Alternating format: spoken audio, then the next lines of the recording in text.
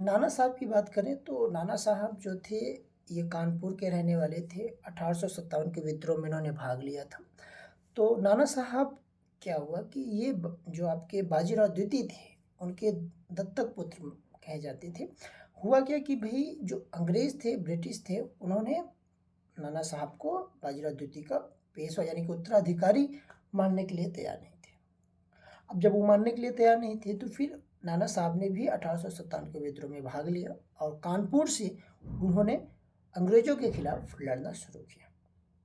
अब जो नाना साहब थे उनकी जो सेना थी, उनकी जो आर्मी थी, उनके जो सैनिक थे, उनके जो नेतृत्व कर रहे थे वो थे तात्या टोपे।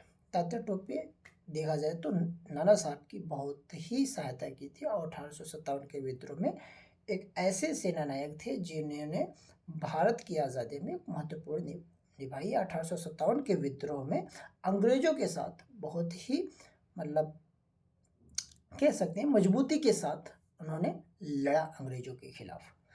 देखो तात्या टोपे की बात कर लेते हैं तो तात्या टोपे देखा जाए स्वतंत्रता संग्राम में एक ऐसे सेना नायक थे। इनका वास्तविक नाम रामचंद्र पांडुरंग था। इनका जो वास्तविक नाम है वो रामचंद्र पांडुरंग है। ये इन्हें हम भारत का गैरीबॉल्डी भी कहा जाता है, गैरीबॉल्डी भी कहा जाता है।